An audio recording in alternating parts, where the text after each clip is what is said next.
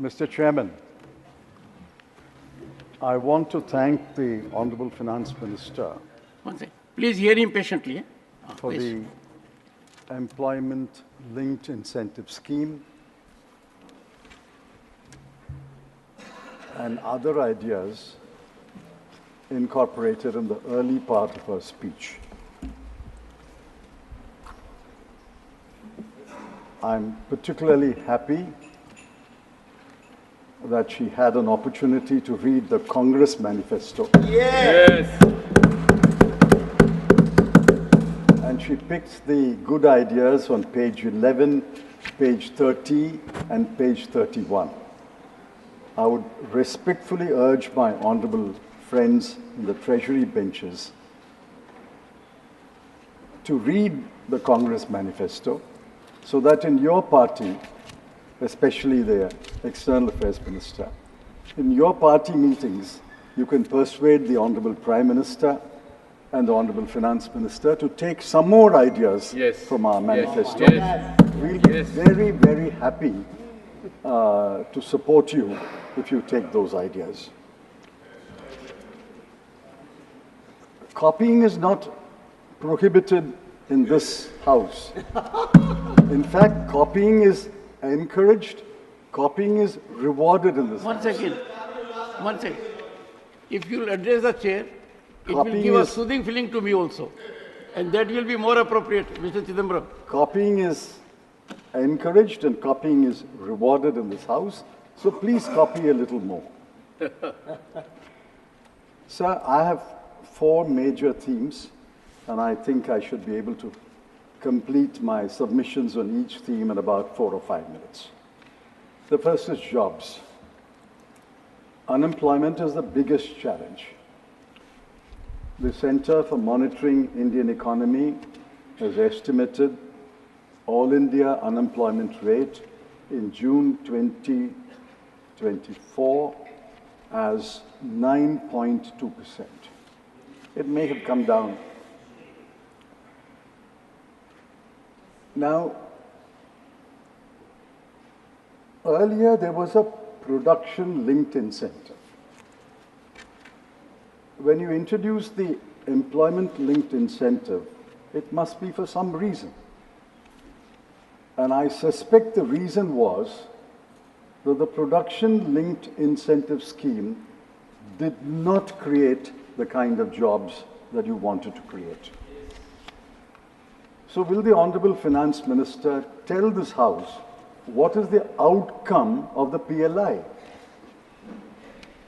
Once we know the outcome of the PLI, we can look ahead to what can be expected of the ELI.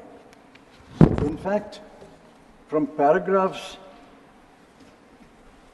20, 21, and 22, read with paragraph 51 of her speech, neither I nor any of my learned colleagues are able to get a whole picture of the ELI.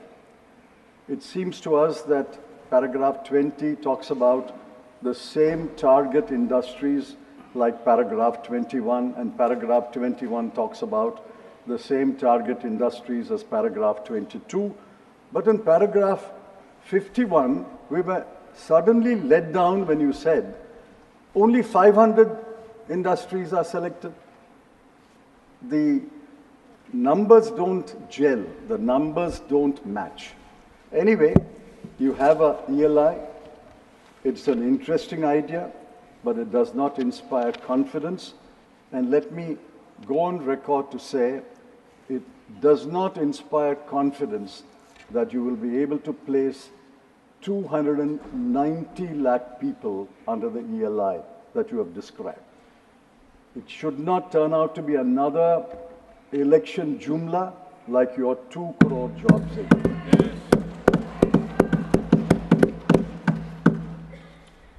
Now look at the magnitude of the unemployment problem.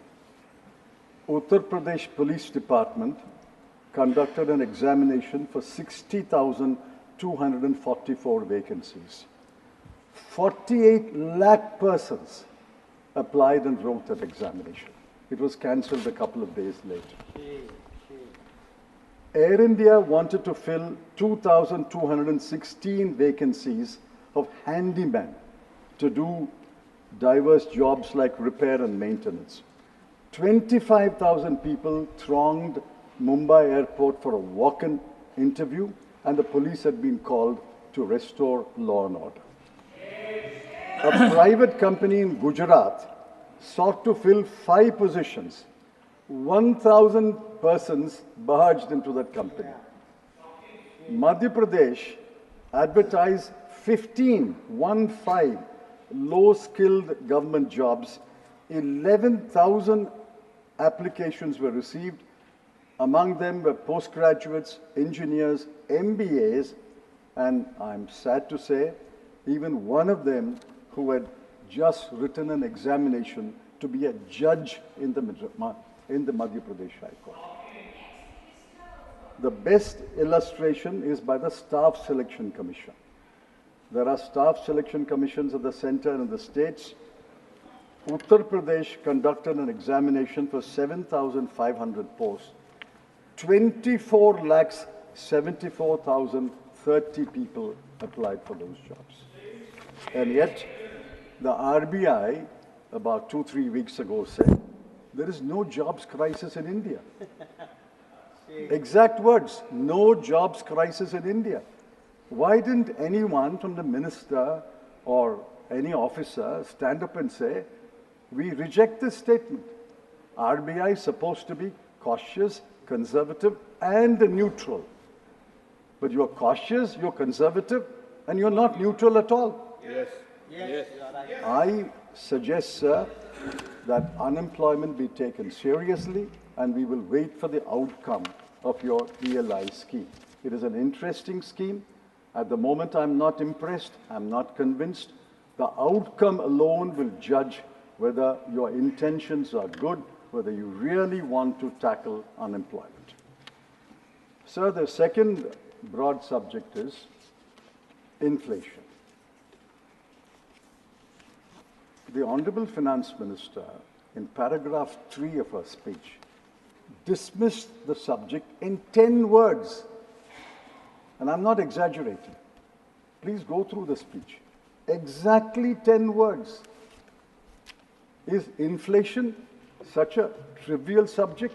You can deal with it casually and dismiss it in 10 words? WPI inflation is 3.4%. CPI inflation is 5.1%. Food inflation is 9.4%. Shame.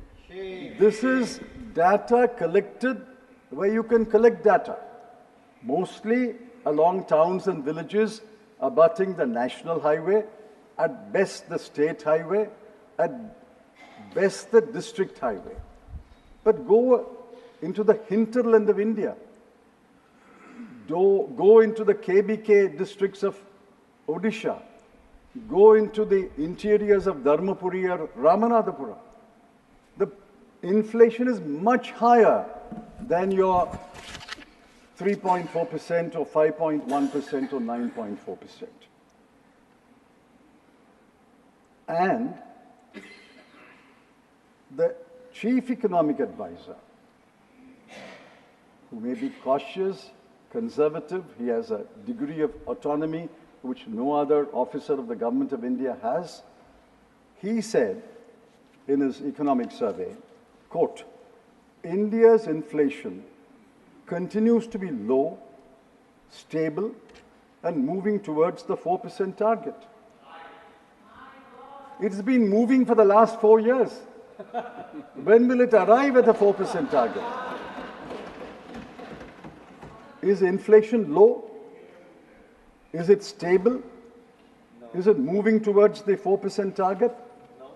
If it is moving towards the 4% target, why has the RBI not revised downward the bank rate fixed in June 2023? Yes. This is the 13th month of a 6.5% bank rate. Bank rate is the good measure of where inflation is moving. If inflation is moving towards the 4% target, 4% is, the target is actually 2 plus or minus, 4 plus or minus 2. It's not 4%. Assuming that 4% is the target, why is the RBI keeping the bank rate at 6.5% for the last 13 months? Why is the MPC, the Monetary Policy Committee, not willing to revise it downwards? And I think what the Chief Economic Advisor said in his economic survey is injury, and the Honorable Finance Minister dismissing the subject in 10 words is adding insult to injury.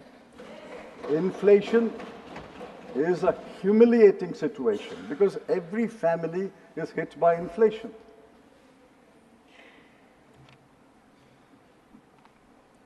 I warn this government, you are taking inflation not so seriously.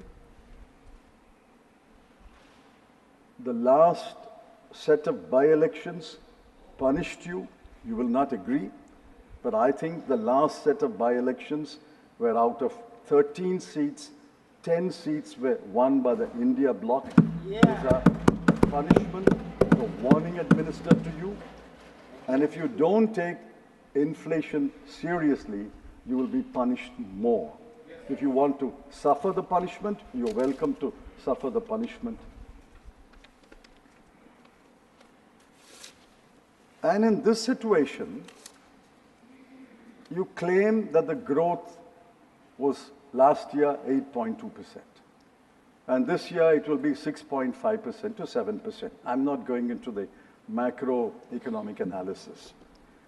Some of my colleagues will do that. I ask you, how do you arrive at this growth rate? You take the nominal growth rate and apply a deflator and arrive at the GDP.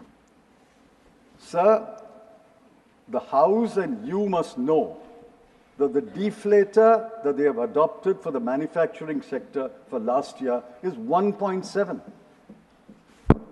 When wholesale inflation is 3.4, when CPI inflation is 5.1, food inflation is 9.4, how do you adopt a deflator of 1.7? In fact, I want the Honorable Finance Minister to tell us what is the deflator you have adopted for manufacturing industry, what is the deflator you have adopted for industry and for agriculture, and what is the deflator you have adopted for services.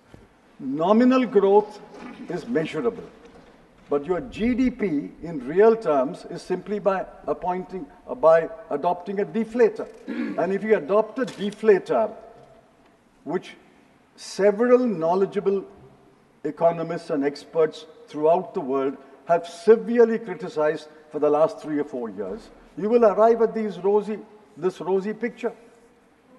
You will adopt a deflator less than 1.7, you would not have arrived at 8.2, you would have arrived at 9.2. You adopt a deflator of 0.5, you will even cross 10%. So please tell us, what is the deflators you are adopting? Why are you adopting? And tell us what is the nominal growth rate and how do you arrive at these growth rates? These growth rates cannot be seen, but these growth rates can be felt by the people.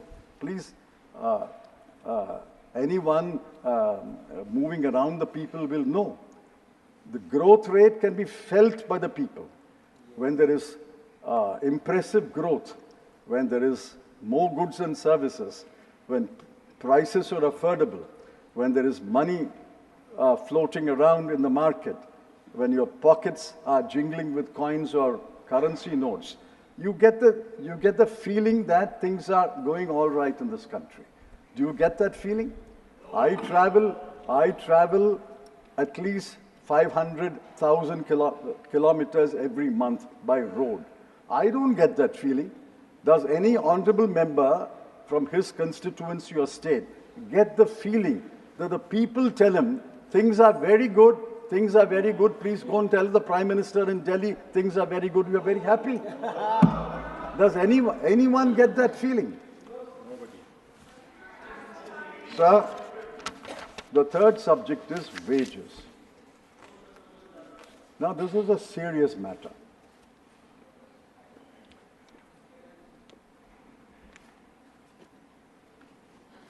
The Honorable Finance Minister said, I have given relief.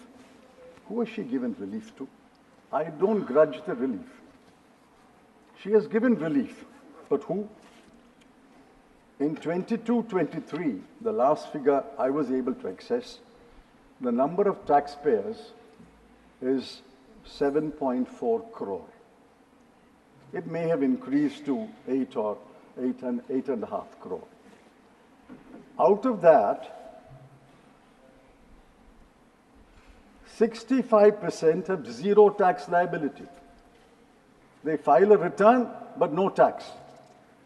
Assuming that the 60% remains constant, of say 8 crore or 9 crore taxpayers today, 5.5 to 6 crore will be zero tax liability.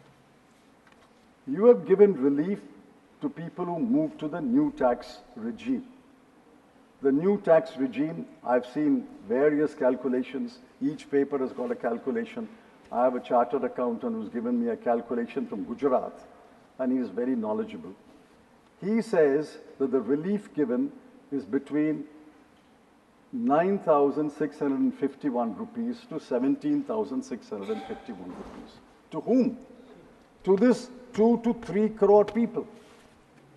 India does not consist only of these 2 to 3 crore people. There are 142 crore in this country.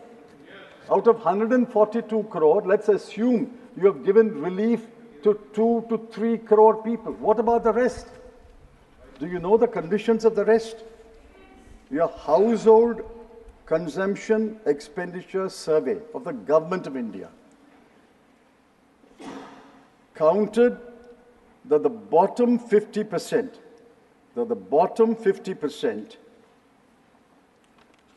have 3% of the national wealth, 13% of the national income, and the monthly consumption in rural areas of the family is 3,094 rupees.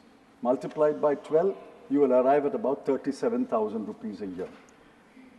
In urban areas, it's 4,963 rupees. Multiplied by 12, you get 60,000 rupees.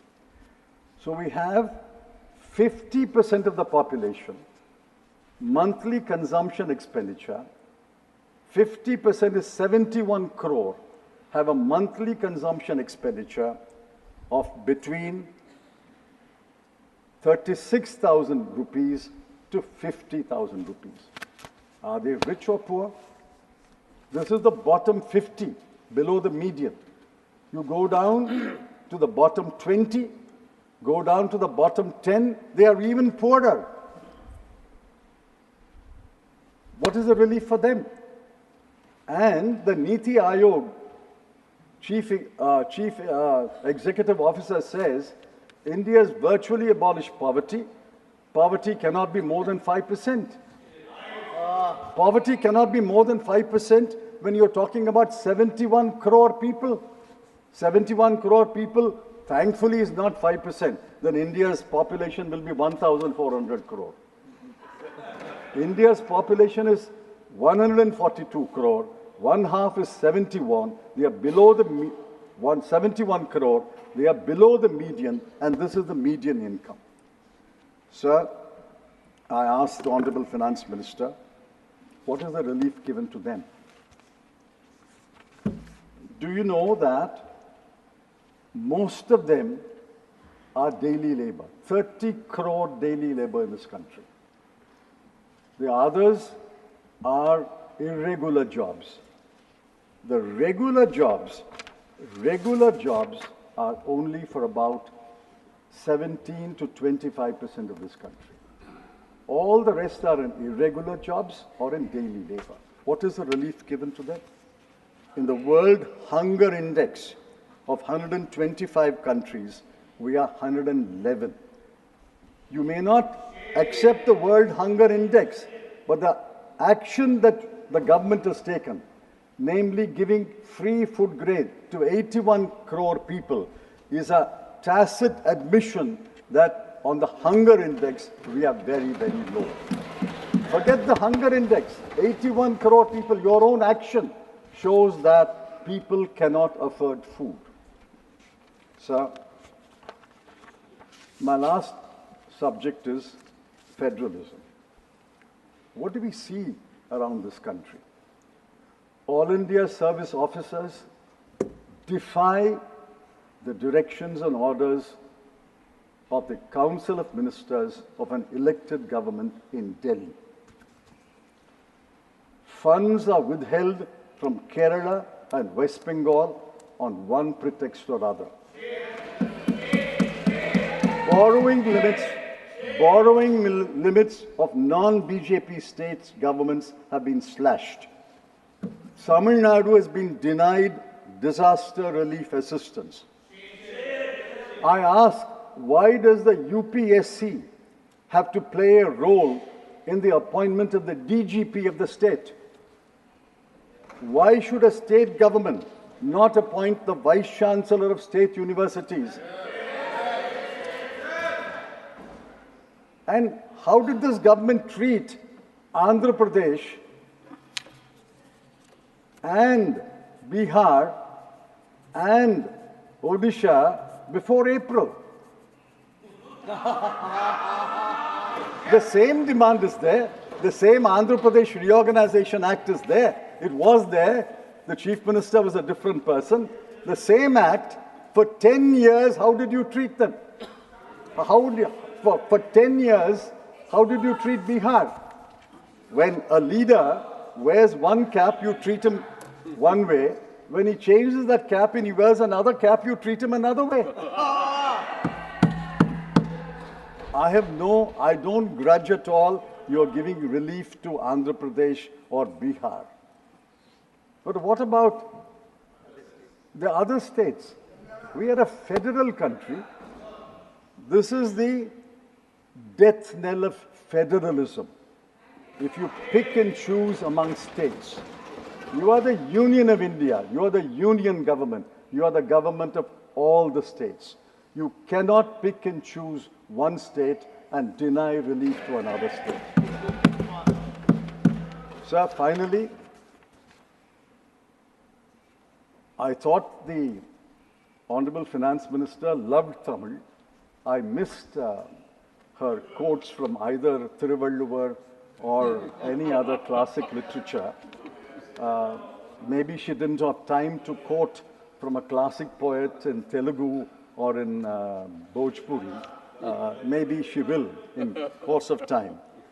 I want her to remember that she was born in Madurai. She had a schooling in Viluppuram and she had a college in Tiruchirappalli. And it is very painful, as the Chief Minister of Tamil Nadu pointed out, that not in one place in her 60-page speech did she mention the word Tamil Nadu or Tamil.